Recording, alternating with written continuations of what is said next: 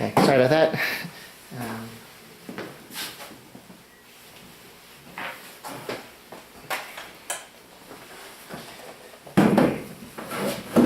Okay. Last time we got to letter C in Roman numeral 3, letter C, number 8, which is Purim. We said everything there was to say about Purim except for this issue of Purim Mishulash, the threefold Purim, which I introduced but then backed away from because I couldn't remember how it occurs. I believe, I actually thought of it in the shower, I think like a little bit at night.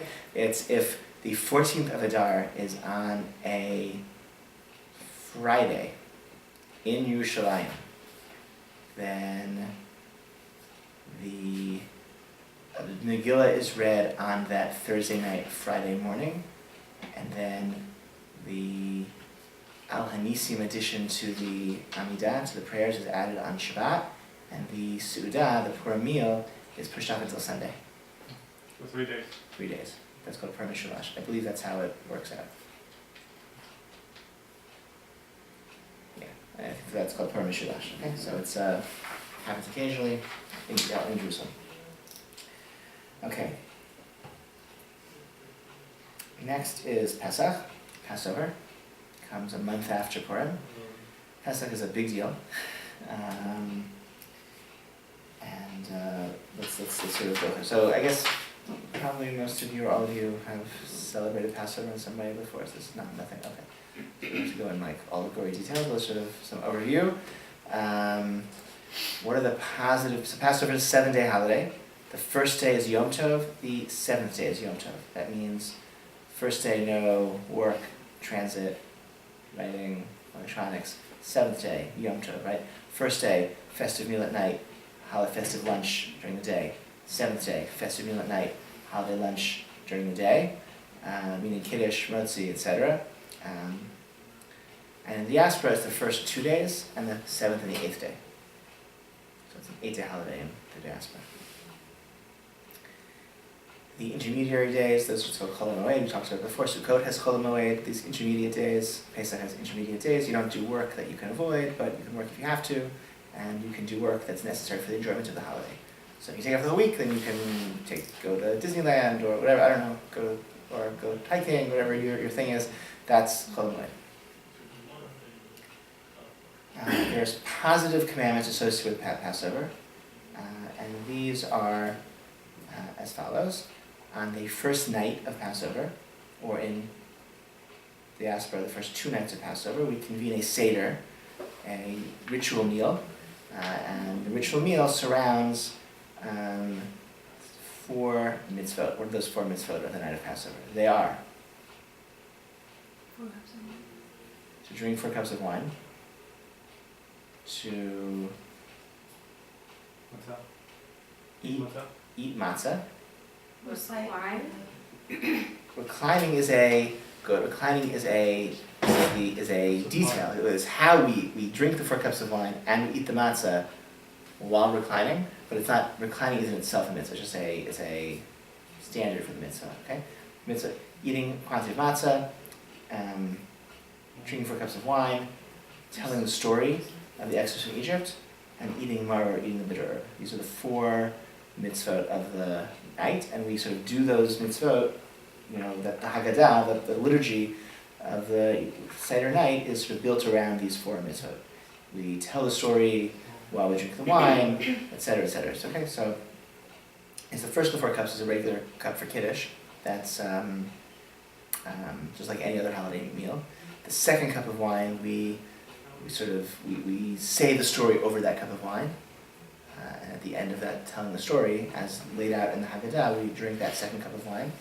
The third cup of wine is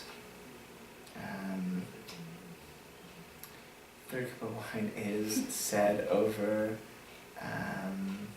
The herbs? No, is said over Birkat Hamazon, the grace after meal. Okay. And the 4th cup of wine is said over the Hallel. Like we talked about Hallel before. The holidays, we sort of say these celebratory psalms of praise as part of the morning liturgy in the holidays. So we say it at night at the Seder. and in a special format. So that's in a fourth cup of wine set over challah. That's the fourth cup of wine, 4 cups. Each one is associated with some mitzvah.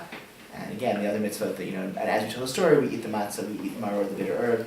We also have charoset, which is like a food that reminds us of the mortar with which our ancestors built the stuff in Egypt. Different communities have different ways of making charoset. In some places, I don't know, maybe standard European charoset is apples and walnuts and wine.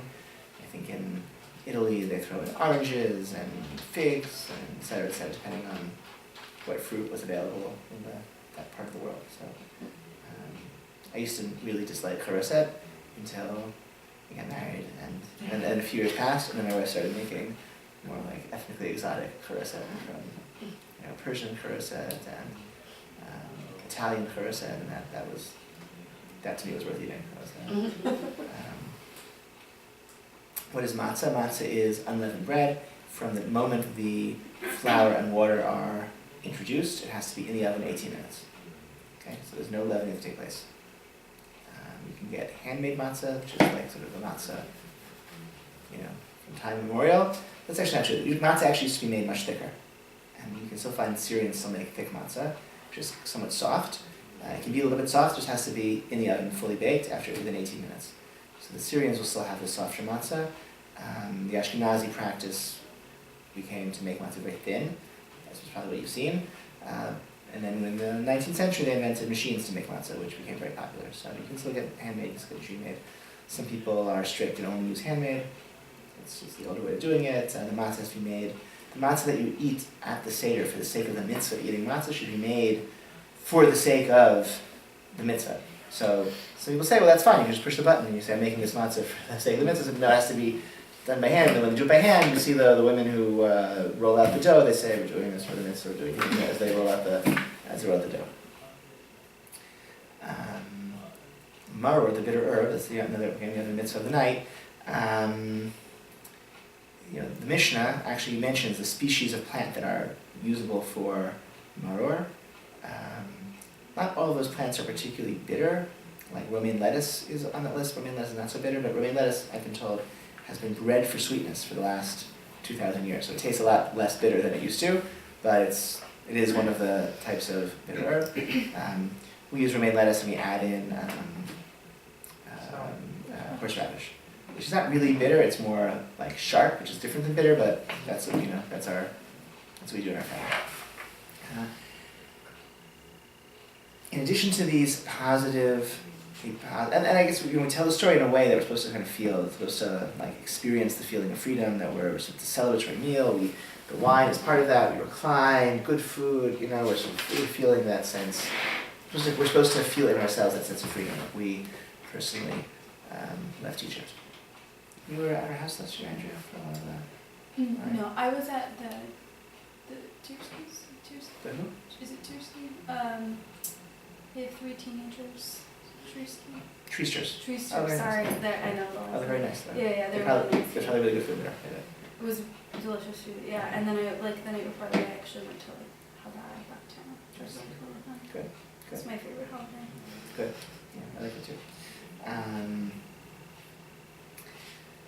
And we'll do more, like usually the week or two before Passover we'll have like an evening here devoted to like going over the Haggadah and sort of insights and guides to etc. And the shul will also help you find hospitality if you need that, etc. But yes. Quick question for the Seder. Does the tradition around the Eliyahu Navi in the Seder, Yeah. like keeping the door? Correct. We open the door for Eliyahu Navi. We pour a 5th cup of wine for Eliyahu Navi. He's sort of associated with Leil HaSeder because he's the Navi of Geula, and the Seder is the night of Geula, so redemption. So he's there we invoke his presence at the Seder. So that's more of a tradition. It's not like a mitzvah. It's not one of the mitzvah, no. Meaning, when I say the 4 mitzvot, 4 essential, tell the story, Yeah. and drink 4 cups of wine, eat the matzah, the maror, those are mitzvot, those are obligations. The other, there's songs we sing, Tradition. tradition, afikomen, all sorts of traditions, and The 3 sons or 4 sons? 4 sons. 4 sons. Yeah. What is that again? Like, why do we... So part of, again, the text of the Haggadah, the story, it's an ancient text with an interesting history. It tells, in the context of its mentioning of telling the story, it refers to the fact that the Torah mentions the mitzvah of telling the story of the Exodus 4 times, and so the Haggadah says, oh, there are 4 different types of children who are alluded to in the Torah as well, and the wise son, the wicked son, the simple son, the one who doesn't know how to answer, and all of them have their own response in the Torah. So it's interesting to actually compare, because you can trace back those verses in the Torah and see the answers given to those children in the Torah, and then see how the Haggadah kind of takes it. It's a little different directions that were. That's an interesting project, scholarship you can undertake. But that's the first time. So yeah, there's a lot there. It's a rich text. There's a lot there. Families like to incorporate it, right? Like different children read different parts. Yeah. So some people, some people, there's there'll be somebody leading the seder who'll just read, the text himself or herself, and then ask questions. And in our family, for that section, which is the storytelling section, we go around the table and everyone takes a paragraph and reads it, and then we encourage people to interrupt, ask questions. We tell the story in a question-answer format because it's a moment of Torah studies. It's not a straight narrative. It's an evening of interactive evening of Torah studies that we question, answer. Instead of we don't read the story of the Exodus from the book of Exodus. We read 4 verses from the book of Deuteronomy, and we engage in midrash. We expound them to get those details of the story of the Exodus, because it's not a simple narrative. It's a process of Torah study, of midrash, of rabbinic scholarship. Yeah. Biur chametz and bikat chametz is not a part of it. It is. We'll get there. So those are the 4 positive mitzvot of the Seder. And then we also mentioned the other positive mitzvot of Passover: first day Yom Tov, second, 7th day Yom Tov, and then the first 2 days of the 7th and 8th day, with the festive meals, night and day, with Kiddush and Motzi. There's also an extra prohibition on Pesach. There's a prohibition against eating or owning any leavened foods. And that's a serious prohibition, which we take seriously. So we remove leavened products from our home, and we remove utensils and plates and pots and pans that have been used for leavened products from our home, or we kosher them, we purify them for the holiday. And so we cook only kosher Passover food, right, in our kosher dedicated Passover pots and pans. If you have storage space, you get yourself a set of pots and pans and plates and silverware for Passover. If you have less storage space, then certain things can be kosher. We haven't talked about how to kosher things, but basically, things that are made of metal can be kosher easily. Things that are not made of metal can't necessarily be koshered as easily or at all. But so maybe if you have metal silverware, you can kosher them, purify them, and use them for Passover. If not, we have a separate set for Passover of dishes and silverware, and as well as pots and frying pans and trivets and sponges and pot holders and knives and cutting boards and glasses and mugs and French presses. Actually, I love our Passover mugs. I look forward to it. It's like a special, I don't know, they're made, my wife's cousin made them. She's a very skilled potter. She made a beautiful set of mugs, and I get to use them every year at Passover to drink my coffee. So that's like a treat for me, the Passover mugs. A regular coffee pot doesn't need to be kosher, does it? I don't know. I mean, it's just, Keurig. Well, depends what you use it for. Decaf. The decaf coffee should be certified kosher for Passover. So if you use your Keurig for decaf coffee, it should be kosher if that's possible, or not used on Passover.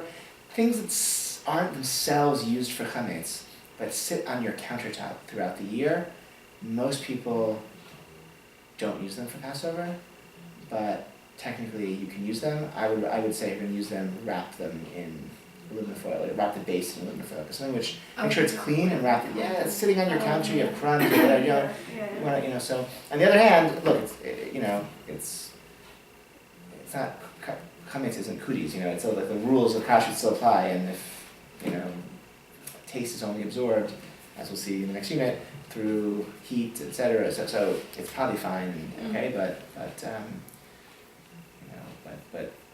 would say the more standard practice would be the things that are sitting on your table, sitting on your countertop throughout the year, we don't use on Passover. Even though some of those things might actually be fine, like a water pitcher or a coffee maker or whatever. They don't talk about carrots in the Talmud. Not by name. So because the prohibition is so serious, we want to be sort of extra careful about getting rid of chametz. So not only do we remove it from our homes, we also nullify it. We renounce our ownership of it. We'd be saying, oh, chametz, that's in my possession, that I know about, but I don't know about. It's all nothing, I don't want it, I don't care about it. It should be considered like the dust of the earth. And that way, stuff we forgot about doesn't count. But even so, even after that, we also then do an extra search, just to make sure we haven't forgotten anything. So it's like triple redundancy in our treatment of chametz. But we do it all. And because some of us have investments in chametz that would be wasteful to get rid of, or it's not practical to get rid of, we also sell our chametz. If that's the case, we sell our chametz to someone non-Jewish for the duration of Passover. This is a sale you should not do yourself. You should speak to me or some other rabbi to oversee the sale on your behalf, because you want to be. You can come actually. We do it here in the shul. You can come and watch. There's a woman who she's a realtor, so she understands like complicated, sophisticated purchases and sales and these and stuff. We do like 8 different modes of conveyance. We sell the chametz 8 different ways to be really, really sure it belongs to her and not to us for the duration of the holiday. So, yeah. This might be the first year where we're not at home at all during the holiday. Oh. So when it comes to our apartment, we just sell it. We don't have to worry about all the cleaning and stuff, right? Yeah. So there are some strict opinions that if you're in your house like prior to Passover, the obligation to prepare it and clean it for Passover still applies. There are others who say that that's not true, and I don't know what that would look like anyway if you know you're not going to be in your home at all. So you could sell the entire apartment and its chametz for Passover, and you just can't go into it. If you're going to go into it and not cook, so then maybe you can cordon off your kitchen or something to make you do that. So if you're going to be gone, you're going to be away the whole. It looks like that. Very nice. Where are you going? Like Geneva. Oh. Let's see. They like a movement out there every year. Have you been before?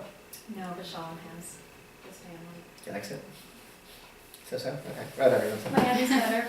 I hear that. It sounds very nice. Yeah, that's an easier way. It's the Passover hotel phenomenon. It's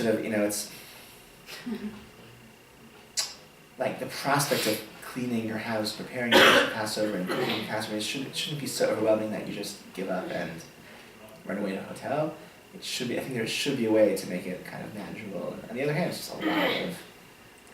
Right, you have to empty out your kitchen, or you don't have to empty out. You can just tape up your cupboards with your, clear out one cupboard for your Passover dishes, clear out one, cupboard for your Passover pots. You kosher your countertops, and then you can cook for Passover. And just keep all the other cupboards taped up. And if you're doing a lot of cooking on Passover, then that's a little harder, but because you have to clear out more and transition more to convert more of your kitchen to Passover cooking and storage. Yeah. What do you do with if you have a baby?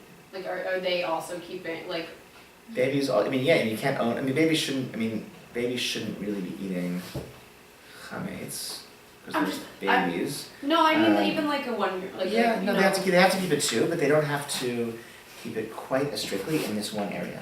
About 1,000 years ago, the custom developed among Ashkenazi Jews in Europe, in Northern Europe, to refrain not only from eating chametz, but also from eating kitniyot. Kitniyot are beans and rice and corn and legumes and things like that. So the nearly universal practice for Ashkenazi Jewry is to not only refrain from chametz, but also from eating chametz.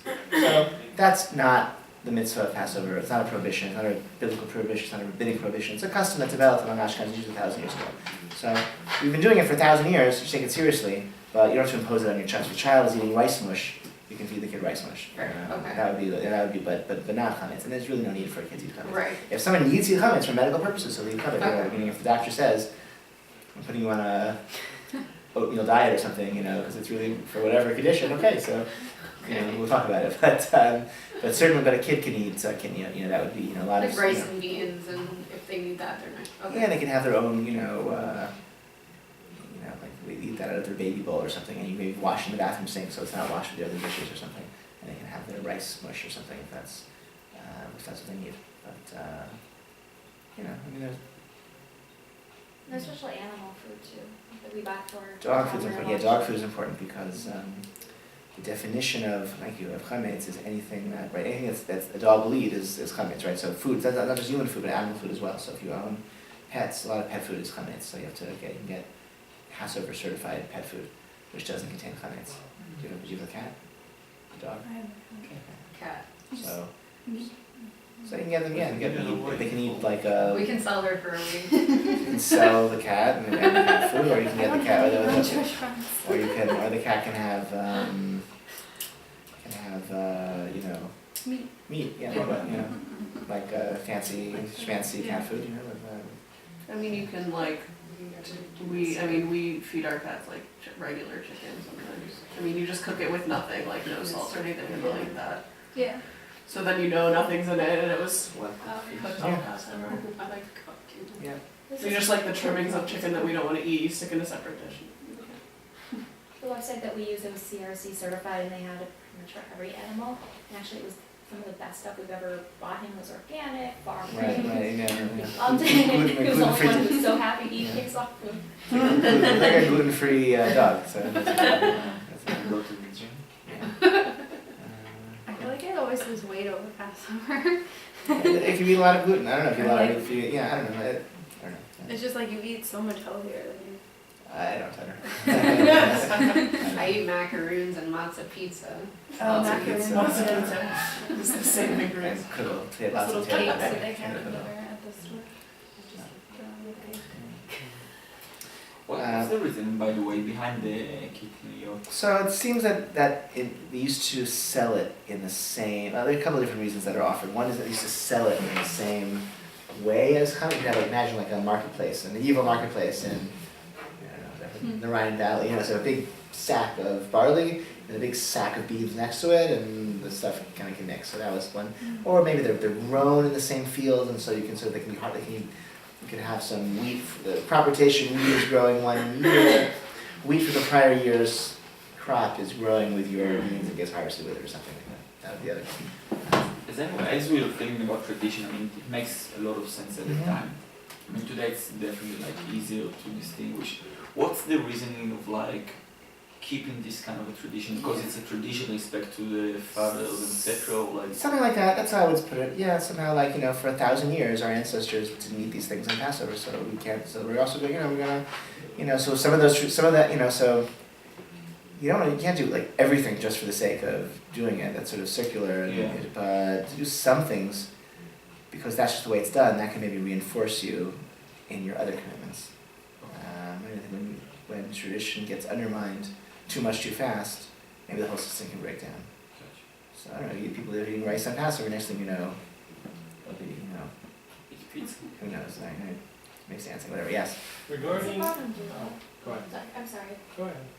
That's Spartan though. Yeah, do so it they there, never it's they never Spartan. adopted this, most Sephardic communities never adopted this custom of not eating kibiyot, and they, to this very day, they eat rice and corn and beans on Passover. Part of my They question. hardly even know it's Passover, so, yes. It is a part of my question, because how can you define, let's say if you're a couple or not, who you should follow if the husband or the Yeah. man is a Good Sephardic? question.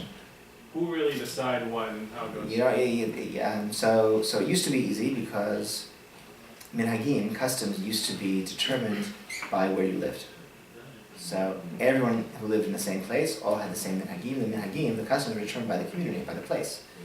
And if you had like a mixed marriage, like somebody would move to the other person's community. Typically, I think, women move to their husband's communities.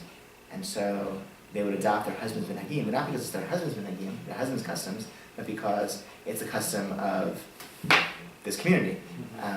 That broke down, 100 years ago with mass migration from these old communities to newer communities, and everyone's a mix and a mishmash, and from all over the world, and all of the Jewish world in every congregation, every community, and so people kind of reverted to their family customs rather, because there is no longer like a custom of the neighborhood or of the city or of the region. Once it's a custom of the family, there really isn't a reason why a wife should take a husband's customs or a husband should take a wife. There is no reason. it probably makes it easier in many areas for somebody to accommodate, switch, for many customs it makes a lot of sense for there to be a common custom for the house. It seems to be easier about these kinds of questions especially, but I don't even know if that's necessary actually, and husband or wife, I'd say whoever, it's a negotiation like everything else, that's what I'd say. So no easy answers, it's negotiation, and, I'd say, I don't know, if you're marrying a Sephardi guy, I would say, come on, but, on the other hand, there's some other Sephardi thinking that art is nice, and maybe it's appealing, so, you don't have to be consistent, you don't have to, like, sign on, to follow his or her customs in all areas. It's negotiation, you're entitled to maintain things that have been your personal practice, you're entitled to maintain them when you get married.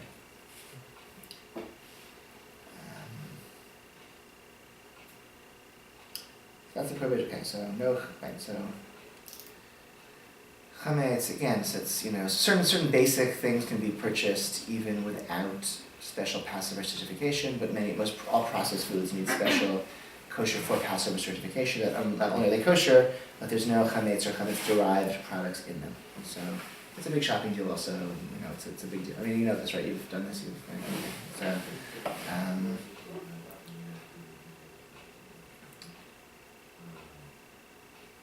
Other thing other sort of, most prohibited food substances are nullified in a minute quantity, or so a tiny little bit of something non-kosher mixed into 60 times the volume of kosher food, and the non-kosher thing is nullified, it doesn't matter. That's not the case with chametz and pesach. Chametz and pesach is never nullified, so even a tiny little amount does a lot of damage, so that's another reason why we're kind of extra strict about chametz and pesach. But chametz before pesach is nullified like anything else. So if you buy milk or eggs or juice or certain like basic, even slightly processed foods before Pesach begins, you can use them throughout Pesach because whatever minute quantity of chametz may have been into the mixture, it's nullified and it's not a problem. Once Pesach begins, we're a little stricter, and if we buy many of those things, we want to have special kosher Passover certification. And all the kosher agencies put out guidelines, with the lists of things that they certify for Passover use, and it's it's a busy time I get a lot of phone calls leading up to Passover. Anything else about Passover? Fruit and vegetables don't really need a kosher. Fruits. Like raw, like fresh. Raw fruits and vegetables do not need special kosher Passover. I mean, Chabad actually they don't need anything with a peel. Oh, yeah. Remember that? Right? Yeah, no, But that's not like normal. I think That's not normal. But generally, Yeah. like a banana or an apple is Fruits and fine. vegetables are fine. I think that's why I lose weight. Just stick to those. Yeah. There's this custom of doing like 2 seders, right? Yeah, because that's just as in the diaspora, the first day becomes the first 2 days, and so instead of 2 days of Yom Tov, 2 days without transit or work or electronics, and so also 2 days of festive meals and 2 stirring, like equally important. So that's just part of Yom Tov Sheni. Part of celebrating the Yom Tov twice means you do 2 seders. So it's an opportunity. You could do one with friends and one with family. You could do one maybe a little bit quicker, and then the second day you have a chance to take a nap and you can do a little bit longer and ask more questions, or you think of questions and think comments about the first half, the first night, and the second half, the second night. You have more chance to, say stuff and do things and enjoy. You're not supposed to say Shechianu on the second day, right? We do say Shechianu the second day. Oh, you do? Every Yom Tov Sheni, because it's exactly Shechianu Bracha. We say the first of the holiday, and we do it in the second of the holiday as well, because we treat it identically in all matters of brachot, liturgy, and tefillah. Yeah. And if you want to be, maybe we should, maybe not, so you can wear like a new piece of clothing or have a new fruit or something, just to be, if you want to be extra safe, you can. You're supposed to, it's. I think we talked about this, right? The mitzvah to rejoice on the festivals, that means, Maimonides writes that for men that means eating meat and drinking wine, and for women it means clothes and jewelry. So you should buy your wife's clothing and jewelry on the holidays. Does Passover always start on a Friday night? No, of course not. Because it did last year and it does this year. So that's Uh, why I asked. It's a sample of 2. It's awesome. It It was. does. It's like fun. Because it's Because, also Shabbat. I don't know. Well, I when Passover, it's fun. It's also harder in some really ways. have to miss one. You don't miss as much work, so that's good. It's harder in other ways because you have the restrictions of Shabbat, right? On the holidays, we're allowed to cook and heat food and do all those things, right? None of the, like, where in Shabbat, we have all the restrictions about how we cook and heat food. So when Passover and Seder is on Shabbat, that's very hard, because you can't, all the same restrictions about heating liquids and stirring things on the the warming tray, and all these restrictions that we have for Shabbat when it comes to heating food would apply on this meal that you're serving a Seder. So that's actually I don't know, I find that very challenging, but but it has advantages too, so it means you have a nice long week of Chol Hamoed in between to like do stuff and travel and have fun, so that part's good. Now, in the time of the temple, there was another important mitzvah of Passover that was part of the Seder night, and that was the Korban Pesach, the Paschal sacrifice. This was a lamb that was sacrificed in the Beit Mikdash, and then it was eaten. It was roasted and eaten by people in their families and with family, friends, and neighbors would eat these Paschal sacrifices. And it was eaten on the Seder night with the matzah and the maror. So when you're eating your matzah and your maror, like imagine you're supposed to be eating like some meat there. There's supposed to be some meat there also, like a kind of a shawarma sandwich. That was the original experience, and so that is not part of our Passover anymore. But also, the Torah includes this detail that when the command was given, when after the second year after they left Egypt, and Moshe was okay, we're going to observe Pesach again, we're going to commemorate what we left Egypt last year. So there were people who couldn't take part in the Paschal sacrifice because they were tamei, they had ritual impurity, they were in contact with the dead, or for some other reason they were impure, that is tumah, and they complained to Moshe, like, it's not fair, we're not going to be able to celebrate. So Moshe said to them, you'll get to celebrate Pesach a month from now. So that's called Pesach Sheni. 1 month following Passover, in the time of the temple, I guess, if you missed the Paschal sacrifice for one of these reasons, you could celebrate a second time. And nowadays, it doesn't mean really anything. It's, I guess, a day without tachanun. It's a day when we slightly modify the weekday liturgy to note the fact that this is a month since Passover. But it's not otherwise a significant day.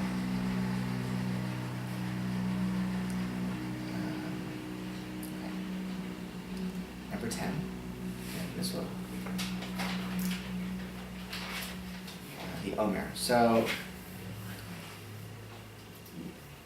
the immediate aftermath of Passover, the Torah tells us there's a special grain sacrifice that was brought in the temple, and then 50 days would be counted, culminating in the holiday of Shavuot.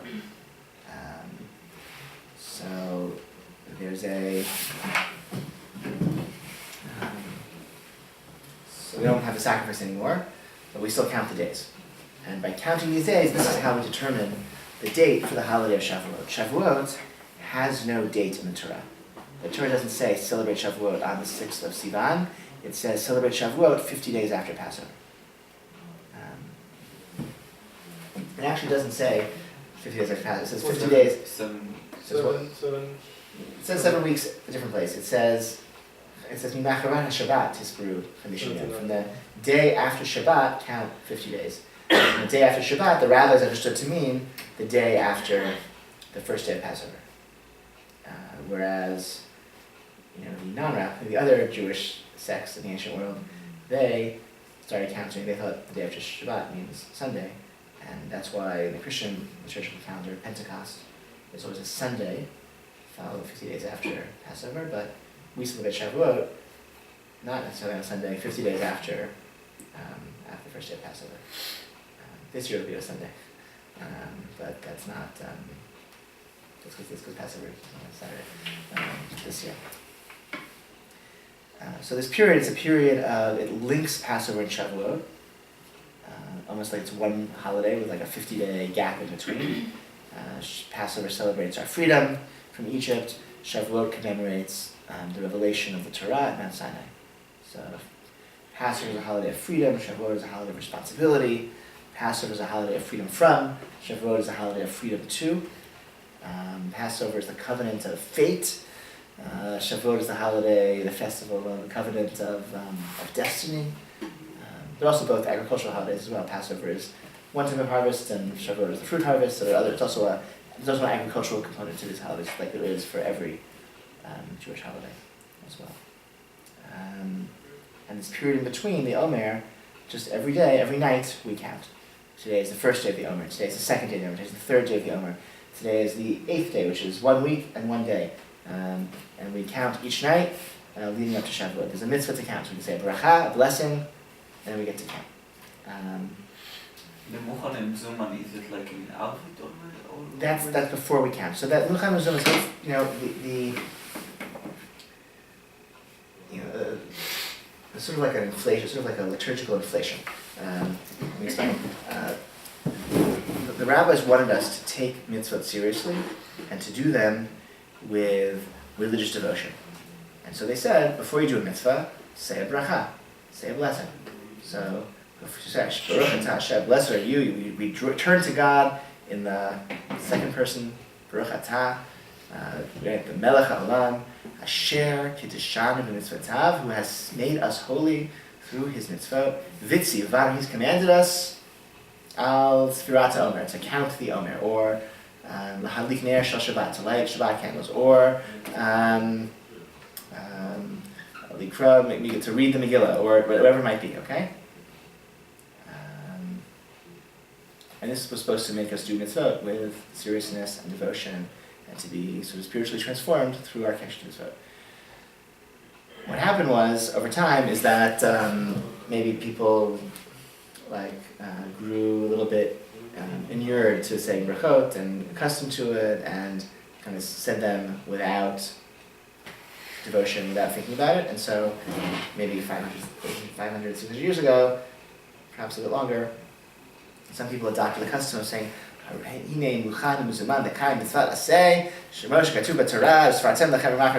Behold, I am ready and prepared to fulfill the mitzvah of my Creator. As it says in the Torah, you shall count 50 days, and then they say the bracha. And that was supposed to, help people, really engage in mitzvah in a way that was transformative. But even that, over time, people are, they just say it also without, So some people even have the practice, more Kabbalistically inclined, to say a Kabbalistic intention before that, with fear and trembling, I am unifying the fractured elements of the divine Godhead through the performance of this mitzvah, and that's added as well. And maybe that works for some people, maybe not. The problem with liturgy, the problem with saying things, is it can become liturgy, and liturgy is something that often people say without saying it. So hopefully you, who are a little bit fresher and newer in your relationship to liturgy, can avoid that trap of saying it without thinking. We do it in Song of All Songs, actually. When? Shir Shirim. When you say it before and I Friday. you say it actually at the end. At the end, cool. Yeah. So the Kabbalists have it all sorts of places where they sort of add this Kabbalistic intention to. We can talk about Kabbalah later. Maybe we can sort of add it to the. Say something about Kabbalah at the end. But it's sort of an added sort of level or framework for which one can understand one's connection to mitzvah. So Sfirat Omer, again, this nightly mitzvah connecting Passover and Shavuot, and about 1,000 years ago, especially in Ashkenazim, it became a period of mourning, of quasi-mourning. So we don't have weddings during Sfirat Omer, we don't go to concerts during Sfirat Omer, we don't get our hair cut during Sfirat Omer, and that's more or less about it. So. It's also Sephardic. Oh yeah, I thought that was less. Only on Fridays. Oh, okay, interesting. So, it seems the practice developed in Ashkenaz during the period of the First Crusades, which took place during this time, and during which the Jewish communities in the Rhineland were massacred in terribly destructive fashion, and so that's.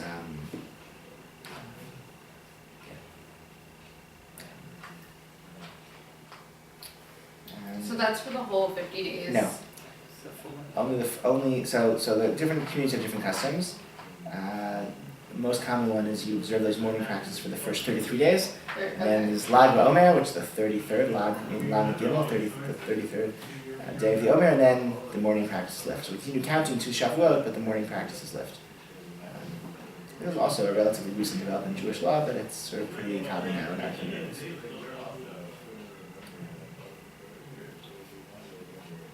And the morning practice during the Omer is associated by many with a story in the Talmud that Rabbi Kiva's students died during this period of the year, and so that's also another element that's sort of into what this period is about. We're mourning for the students, we're mourning the fact that the Talmud says they didn't treat each other with kavod, with honor, with respect, and that's part of what this time is about. But it's also, again, it's time, again, connecting Pesach and Shavuot, that we're sort of coming to, again, freedom, destiny on the one hand, fate and freedom on the one hand, and destiny and responsibility on the other. So we kind of engage in that process with some seriousness. What's the connection of like how Meron and Rabbi Shimon Bar Yochai? So there's a tradition that Rabbi Shimon Bar Yochai, he died on Lag BaOmer, and so the anniversary of his death is celebrated. People go to his grave in great numbers. Okay. In pretty shocking numbers, actually. If you come out. Spot? It's near Tzfat, it's next to Tzfat. Yeah. They march from Tzfat to Meron to his grave with a torch and a special, and hundreds of thousands of people converge on Meron on Lag BaOmer. Which, a teacher who said that if you're like 200,000 people going to visit a dead rabbi is a indictment against living rabbis who aren't as compelling.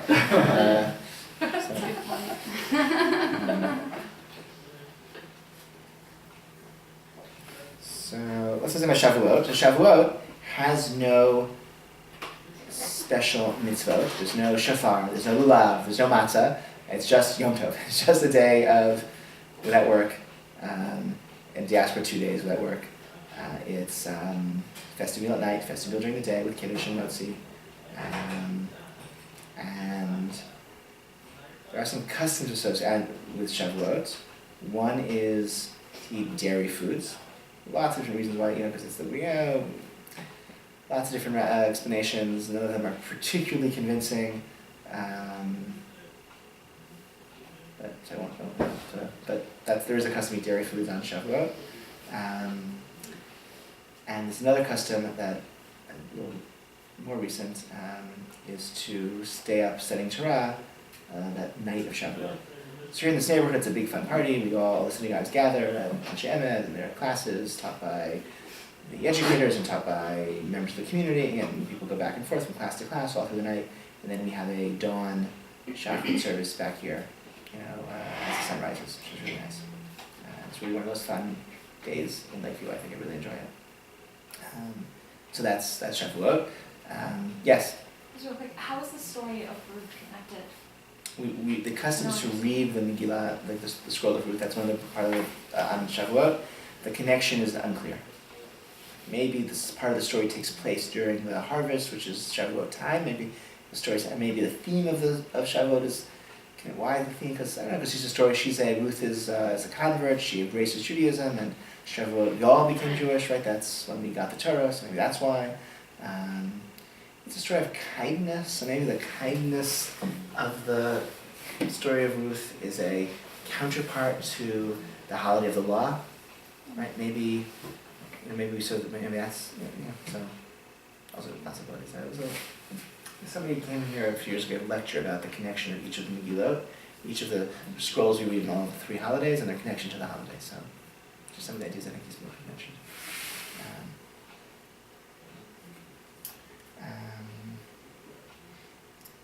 Okay, that's Shavuot. I think we'll pause here, and because we said it's a good resting place, we'll continue.